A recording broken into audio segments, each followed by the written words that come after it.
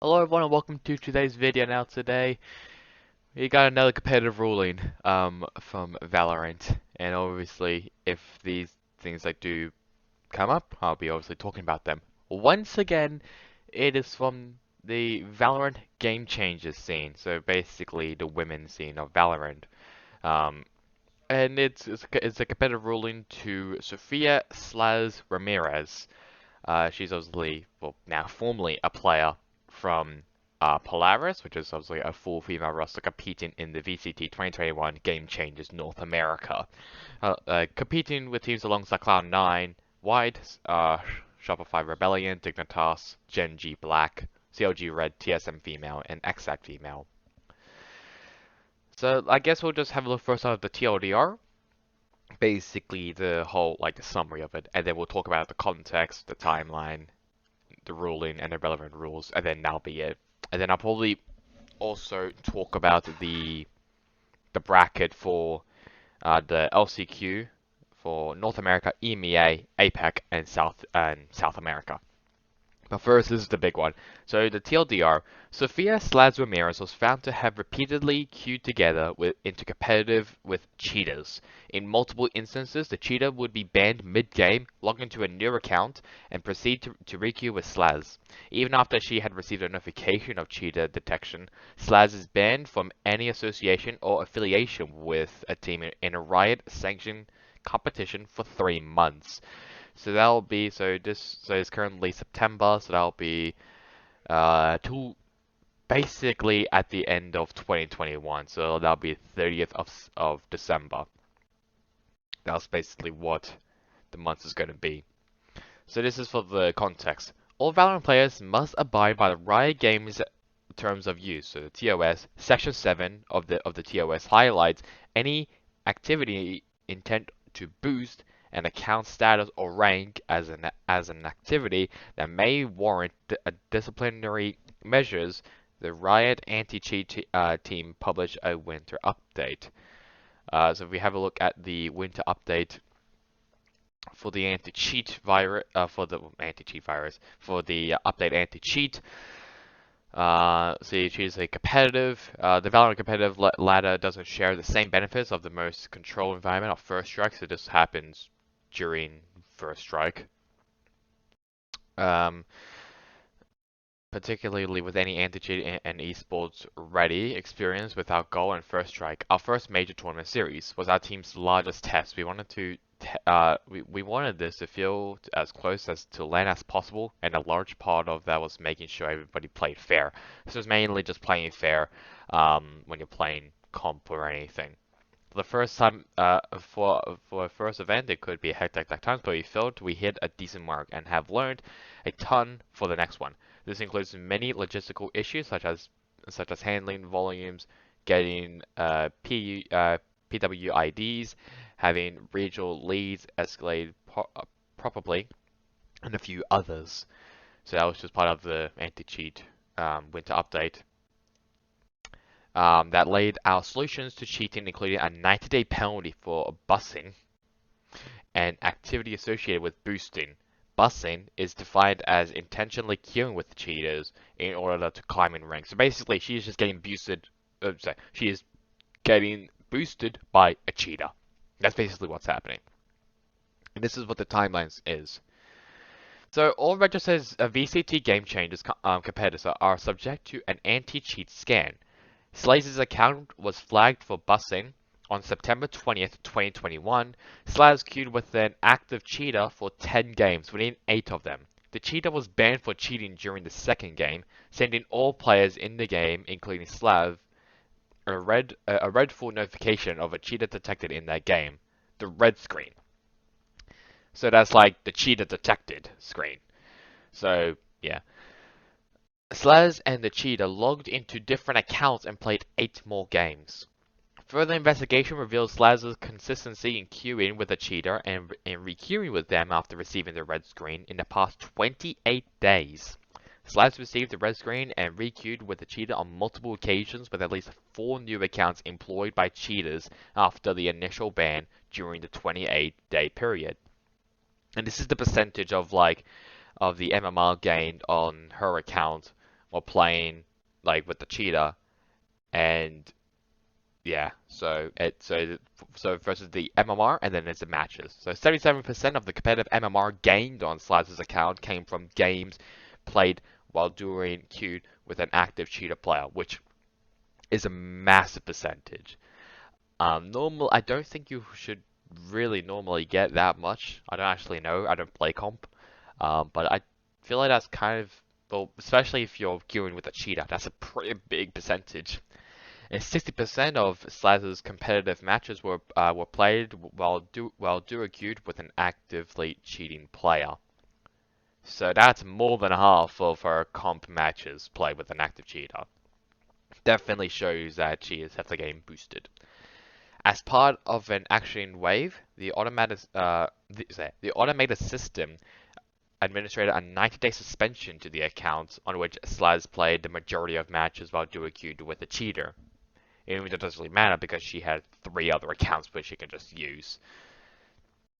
So the ruling: Sofia Slaze Ramirez queued with actively cheating players and continued to do so even after receiving the red screen.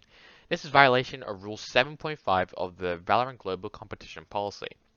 Slaze is banned from any association or affiliation with a team in a riot-sanctioned competition for 3 months, beginning from the date and the latest violation on December 20th, 2021. And so this is the relevant rules that the article is talking about.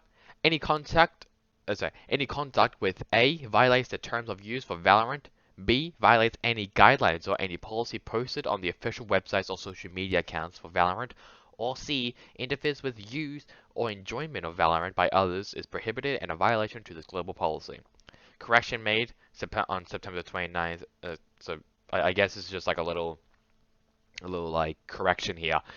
So on September 29th, on 6:43 p.m., the previous version of this article inaccurately depicted Slaze's activity on September 12th, 20th, 2021. On that date, Slaze played 10 games, 1 complete game, 1 broken game, and 8 complete games over 2 accounts, not 19 games as the previous version of this article has stated. The current copy correctly reflects the event of September 20th, 2021. So now Slaze has now been banned for 3 months and will be in, well, she won't be affiliated or associated with any Riot competition for 3 months. So basically, she is banned for 3 months of playing any competitive Valorant esports, which is a bit unlucky. Polaris, I think, found a replacement which was oh my god, KTO? I'm gonna guess it's KTO. It's probably not KTO. Polaris' first match will be up against Genji Black in the upper bracket quarterfinals, right after Cloud9 White versus XZ Female. So if you want to watch that, it is also on Twitch and YouTube. Anyways, I will leave a link to this article in the description so you can have a read of it yourself. But for now, we're going to have a look at the LCQ brackets. Obviously, I'll give my predictions to them on a later date. So that is not what I want. There we go. So the LCQ in North America for first start off, these is obviously teams: 100 Thieves, V1, FaZe Clan, XZ, Luminosity, Cloud9 Blue, Genji Esports, Rise, Order, and Chiefs Esports Club. And this is going to be the bracket. So first will be the Cloud9 Blue versus Genji in round 10, and then Rise versus Chiefs Esports Club. Whoever wins between C9 and Genji will verse up against 100 Thieves, who made a change to their roster, adding Boy to the starting lineup, benching Steel, and adding 7 as a substitute. XZ and Order will be versing each other in the upper bracket quarterfinals, and whoever wins between Rise and Chief Esports Club will go up against V1. And then the last upper bracket quarterfinals will be FaZe Clan versus Luminosity. I guess it's not that bad of a bracket. It's not bad. I think it's definitely a good idea to have one Australian team in the round of 10 and the other one in the upper bracket quarterfinals. So yeah, it's not bad. It's a not that bad bracket. I'm pretty surprised by this one, to be honest. Cloud9 Blue versus Genji. I mean they are in the 8 and 9, so it kind of makes sense there because it's based off the circuit points. and I guess also the Oceania Tour as well. So yeah, so that's North America for you. Let's now have a look at the EMEA. These are obviously the teams. G2, Team Liquid, SMB, Oxygen, Footballist, or Footballist? I don't know.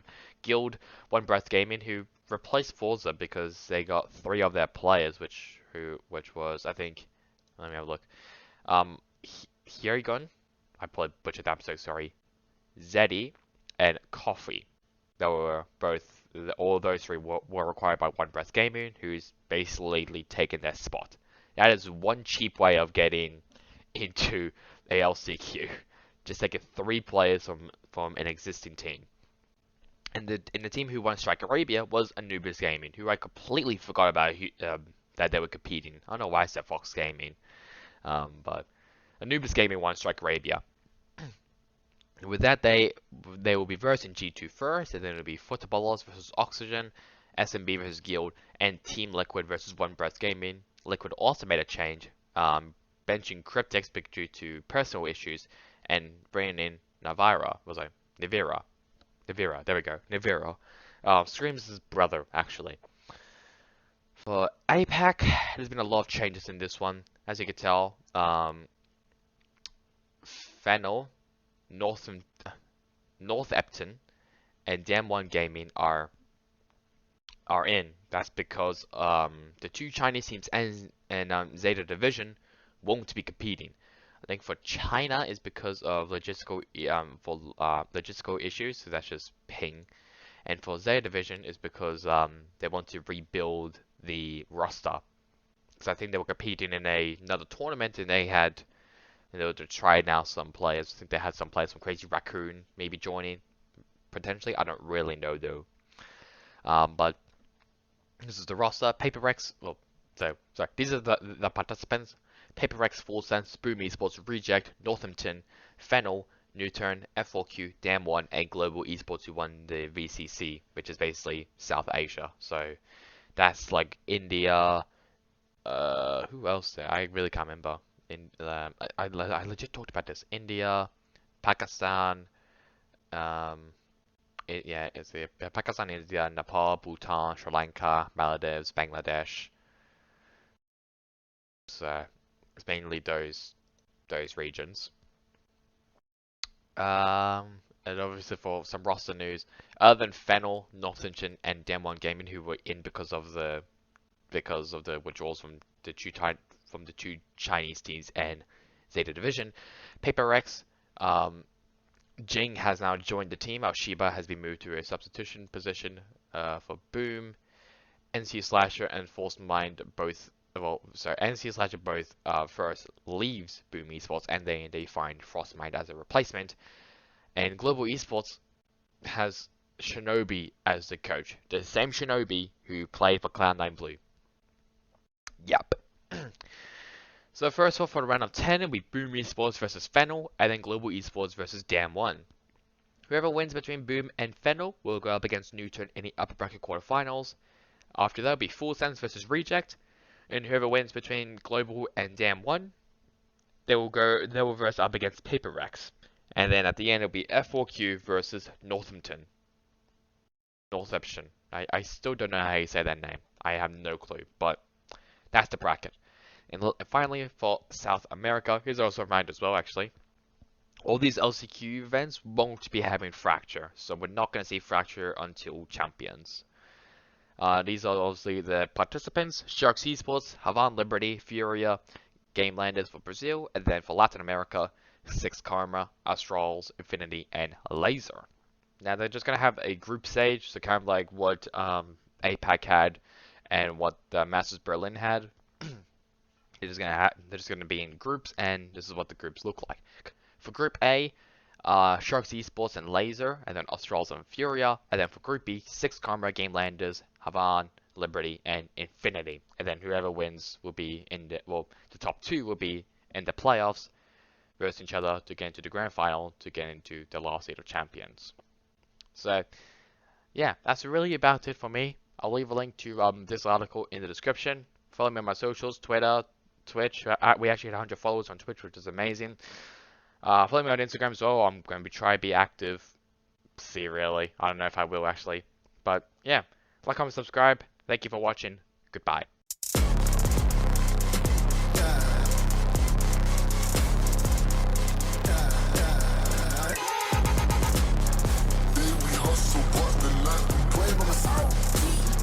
Know that the ride or die.